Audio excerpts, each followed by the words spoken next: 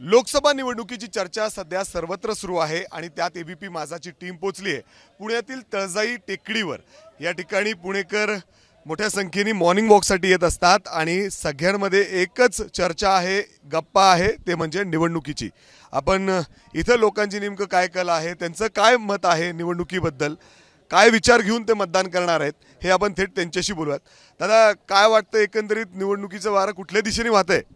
निवडणुकीचं वारं तर तीन बाजूनी वाहतंय। आता तिन्ही बाजूच्या नद्या एकत्र येऊन कुठं मिळतात हे इलेक्शन नंतरच कळत, पण सध्या तरी या भागात जरा तुतारीचा वेग जोरात चाललाय। बाबा, तुम्ही काय आहे का निर्णय घेतलाय का, काय करायचंय मतदान काय? हो, तुतारी का तुतारी एक वडिलांनी एका मुलावरती विश्वास टाकून त्यांनी मोठा केला, त्या मुलाला तुम्हाला सांगतो इतका मोठा केला की जग त्याला ओळखायला लागलं तुम्हाला सांगतो।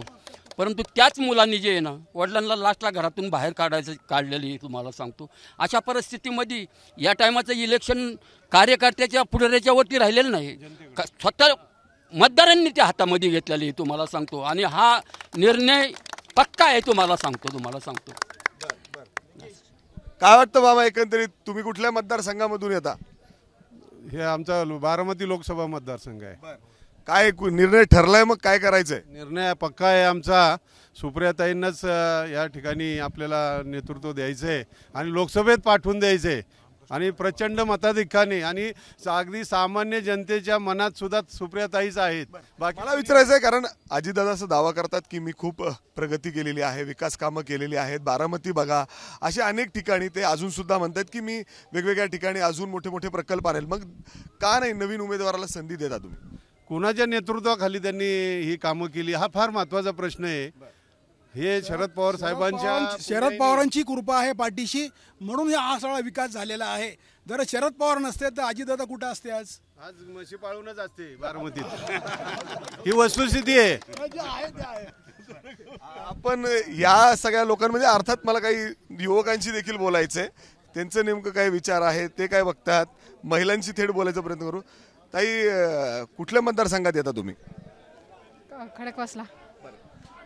काय मग काय ठरवलंय, मतदान कसं करणार आहात, काय विचार करून करता, काय काय काय विचार घेता मुद्देत? तसं काही नाही, आपला आसन तिथं द्यायचा, तसं काही नाही। काय विचार ठेवलाय का, काय कोणाला द्यायचे, कोण आहे उमेदवार माहिती आहे? तसं काही नाही ठरवलेलं। मग कधी आहे मतदान, कधी करणार आहात? 14ला आहे ना? बारामती लोकसभा मतदारसंघात ना? तसं काय ताई, 7 तारखेला मतदान आहे। 7 तारखेला खूप सारे लोक आहेत। दादा, काय तुमचं कुठल्या मतदारसंघातून येता आणि काय विचार करता मतदान करता? बारामती मतदार खडकवासला मधून आहे। आता कसं आहे ना, हवा दोन्हीकडे चालू आहे। ओके, आणि अजितदादांनी पण एकदम तडफदार नेतेत। ओके, तर आता काय सांगता येत नाही ओके कोण येईल ते, पण शेवटी कसं काम कुणी चांगलं केलं त्याच्यावर सगळं डिपेंड आहे। प्रचारावरती डिपेंड नाही, कामावरती सगळं हे डिपेंड असतं। आणि असे तडफदार नेते हे देशाला कायम पाहिजेत असं मला वाटतंय। अजितदादासारखे नेते पाहिजेत, तेव्हा ते काम होणार आहेत पुढं। दादा, मला युवक, मतदान आहे का तुला? हो सर। काय ठरवलंय मतदान करताना, काय विचार करतोस तू? मतदान करताना आधी बेरोजगारीचा विचार करतो, जे काय आहे ते सरकारने काय दिले त्या हिशोबाने मतदान करेल। काय ठरलंय का तुझं मतदान? आता तर कन्फ्यूज आहे, पण वाटते की शरद पवारांना द्यावं, कारण ते अनुभवी व्यक्ती आहे, त्यामुळे तो तरीलाच द्यावा असं वाटतंय। आणखीन काही लोक आहेत तिथं फिरण्यासाठी आलेत। काय निवडणुकीचे वारं कुठल्या दिशेने आणि काय ठरलंय? गाडा गद्दारी वाजवा तुतारी। महाराष्ट्राच्या भूमीमध्ये गद्दारीला स्थान नाहीये, हा इतिहास सांगतो। त्यामुळे ना कुणी किती गद्दारी केली ना, तर सामान्य जनता ही प्रामाणिक लोकांच्याच पाठीमागे उभी राहते। यावेळेस बारामती लोकसभा मतदारसंघ नाही तर संपूर्ण महाराष्ट्रामध्ये ज्यांनी ज्यांनी गद्दारी केली ते पूर्णपणे गाडले जाणार आहेत आणि पूर्णपणे तुतारी। अगदी आपण जर बघितलं तर एक सर्वसामान्य पब्लिक म्हणजे अर्थात जनतेची ही रिॲक्शन्स आहेत। आपण काही वेगळे हो, अगदी अशा पद्धतीने रिॲक्शन्स येत आहेत। काही लोक जे इथं मॉर्निंग वॉकसाठी आत येत आहेत त्यांच्याशी आपण बोलण्याचा प्रयत्न करू। काय ठरलंय का, काय निवडणुकीमध्ये कुठल्या म्हणजे कुणाला मतदान करायचंय, काय विकास मुद्दे लक्षात घेऊन तुम्ही मतदान करता? तुतारी. का पण असं वाटतं तुम्हाला? तुतारीच. का पण का ठरलं असेल का? पवार. काय कारण आहे त्याला? कारण नवीन जे उमेदवार आहेत तेही तेवढेच ताकदीचे दिसत आहेत. हो, पण येणार ते मोदीच आहेत, पण आमचं मत तुतारी. ठीक आहे, तुमचं काय ठरलंय का ते? हो, आमचं ठरलं आहे. म्हणजे जो सामान्य माणसाचा खरा विचार करेल. आता राजकारण हे फार काहीतरी वेगवेगळंच वाटतंय.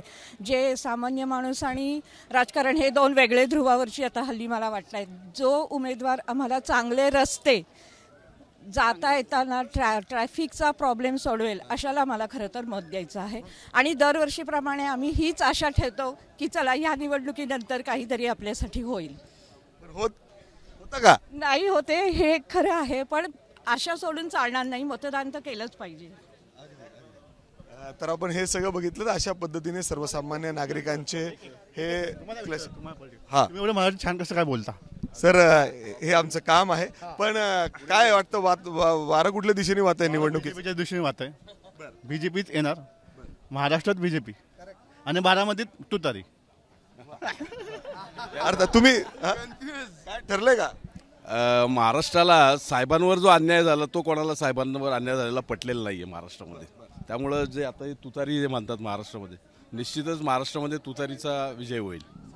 जर आपण बघितलं तर अशा पद्धतीने सर्वसामान्य नागरिकांची ही प्रतिक्रिया आहे आणि अशा पद्धतीनेच सर्वत्र या लोकसभेनिमित्ताने चर्चा सुरू आहे आणि लोक वेगवेगळी मतं मांडतायत आणि अशा पद्धतीने जोरदार मतदान देखील होईल या ठिकाणी असा विश्वास सगळे मतदार व्यक्त करतायत.